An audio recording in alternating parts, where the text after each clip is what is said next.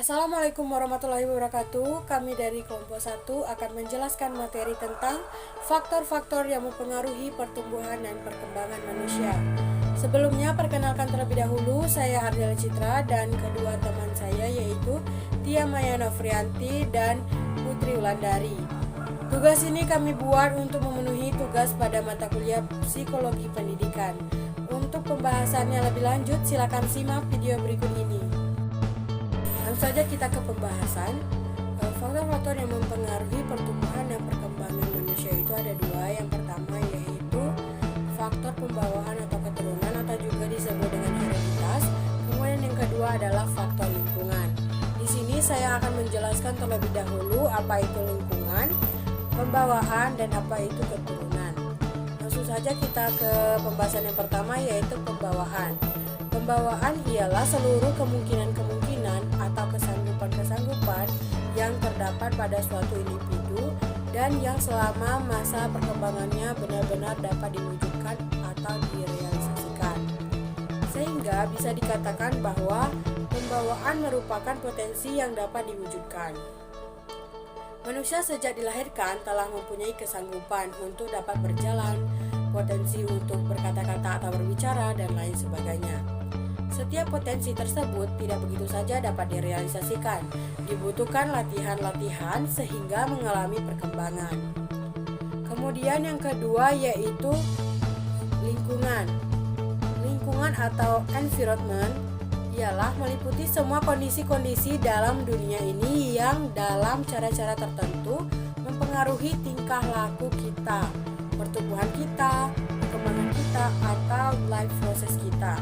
Kecuali gen-gen dan bahkan gen-gen dapat pula dipandang sebagai lingkungan bagi gen yang lain. Kemudian yang ketiga yaitu keturunan. Keturunan merupakan faktor pertama yang mempengaruhi perkembangan individu. Dalam hal ini, hereditas atau keturunan diartikan sebagai totalitas karakteristik individu yang diwariskan orang tua kepada anak atau segala potensi baik fisik maupun psikis yang dimiliki individu sejak masa konsepsi atau pertumbuhan ovum oleh sperma sebagai pewarisan dari pihak orang tua melalui gen-gen. Bisa dikatakan bahwa hereditas atau keturunan ini adalah pewarisan atau pemindahan biologis karakteristik individu dari pihak orang tua. Lanjut ke materi yang kedua yaitu bidang pertumbuhan dan perkembangan manusia. Secara sederhana ada 4 bidang perkembangan dan pertumbuhan manusia. Bidang-bidang tersebut terdiri dari fisik, intelektual, emosional, dan sosial. Keempatnya saling mempengaruhi satu sama lain dan menjadi penting dalam menentukan faktor yang mempengaruhi pertumbuhan dan perkembangan manusia. Yang pertama yaitu fisik. Mengukur fisik maka otomatis akan menyajikan pertumbuhan dan perkembangan. Pertumbuhan fisik akan mengacu pada perubahan tubuh seseorang. Hal ini bisa diukur secara kualitatif dengan angka seperti tinggi dan berat. Perkembangan fisik biasanya mengacu pada keterampilan dalam melakukan aktivitas rumit dan membutuhkan keahlian tertentu.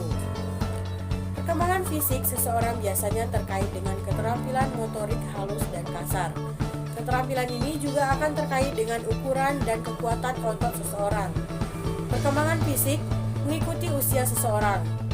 Pada mereka yang memiliki kecacatan intelektual, perkembangan ini bisa terhambat. Yang kedua yaitu intelektual.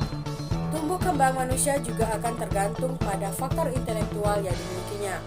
Ini adalah tentang kemampuan seseorang mempelajari sesuatu, juga tentang bagaimana seseorang bisa mengatur pikiran dan ide dalam menghadapi kehidupan. Untuk mengembangkan sisi intelektual seseorang, kemampuan bahasa dan komunikasi menjadi penting. Selain itu, ia juga harus mampu mengembangkan sisi kognitif. Kognitif sendiri merupakan kemampuan seseorang dalam menggunakan dan mengatur pikiran untuk memahami dunia sekitar. Yang ketiga yaitu emosional. Faktor emosional juga berperan penting dalam tumbuh kembang manusia. Kemampuan ini terkait dengan perasaan seseorang terhadap orang lain dan hal lain dalam kehidupan. Ekspresi seseorang dalam mengungkapkan perasaannya bisa diungkapkan dengan kata-kata. Jika Jika individu masih anak-anak, kemampuan bahasa mereka mungkin masih terbatas dalam mengungkapkan emosi. Saat anak-anak emosi, bisa saja pengendaliannya masih belum matang. Tak heran jika kita melihat mereka menangis, memukul, tertawa kencang, hingga menendang. Semua ekspresi akan disampaikan tergantung situasi yang dialami, apakah bahagia, sedih, atau marah. Makin dewasa, umumnya pengendalian emosi seseorang akan semakin baik. Kemudian yang keempat yaitu sosial.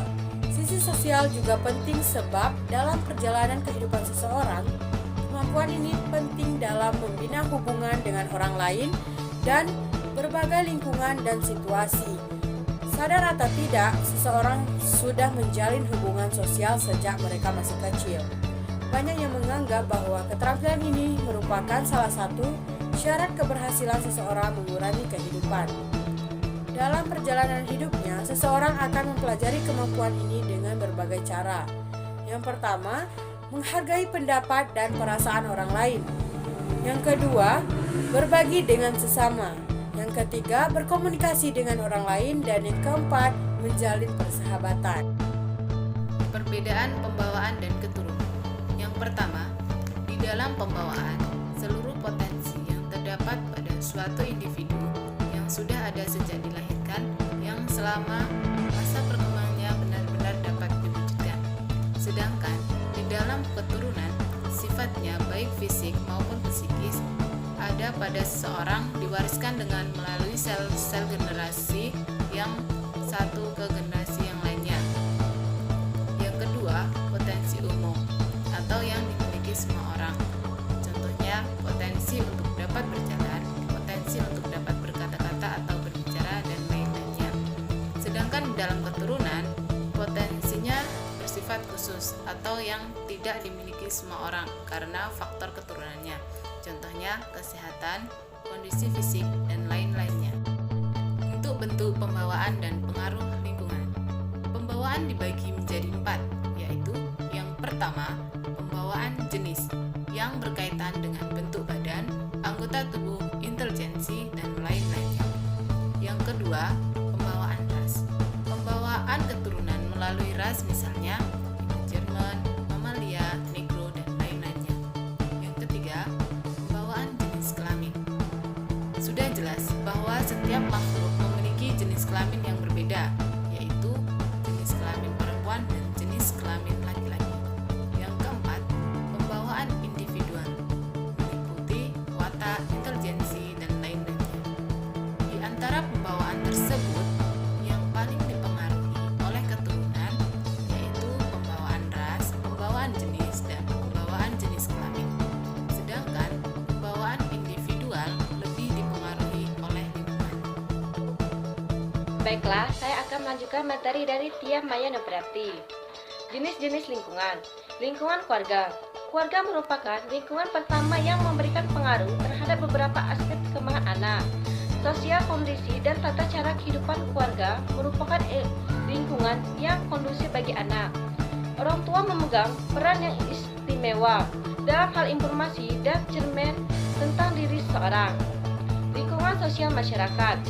Masyarakat diartikan sebagai kumpulan orang yang menempati suatu daerah, diikat oleh pengalaman-pengalaman yang sama, memiliki persesuaian dan sadar akan kesatuannya, serta dapat bertindak bersama untuk mencukupi krisis kehidupan. Lingkungan sekolah. Pendidikan merupakan proses sosialisasi anak yang terarah. Hakikatnya pendidikan sebagai proses pengoperasian ilmu yang normatif akan memberikan warna kehidupan sosial anak di dalam masyarakat dan kehidupan anak di masa yang akan datang. Lingkungan sekolah yang akan berperan termasuk guru. Nah, di sini ada juga sikap positif dan negatif di lingkungan keluarga, sekolah, dan masyarakat. Sikap positif di lingkungan keluarga mentaati aturan yang berlaku dalam keluarga, menghindari ucapan A ketika diminta bantuan oleh orang tua. Sikap negatif di keluarga, tidak mau mengalah dengan adik saat bermain, kalau disuruh atau diberi perintah oleh ibu, tidak mau melaksanakannya. Sikap positif di lingkungan sekolah, tidak bersikap senioritas pada adik kelas, menjadi siswa yang giat dan aktif dalam proses pembelajaran. Sikap negatif di sekolah, bermusuhan hanya karena tidak dicontohi saat ulangan, menyontek ketika ulangan, berkata kotor saat bersama teman dan saat sedang emosi. Sikap positif di lingkungan masyarakat, aktif ikut serta dalam kegiatan roda malam, gotong royong, arisan dan sebagainya. Ikut menjaga kerukunan antar warga, menjenguk tetangganya yang sakit. Sikap negatif di masyarakat, hidup dengan tetangga tidak rukun, atau misalnya saat ada undangan atau pekerja bakti tidak pernah untuk berpartisipasi. Mungkin hanyalah presentasi dari kelompok kami. Wassalamualaikum warahmatullahi wabarakatuh.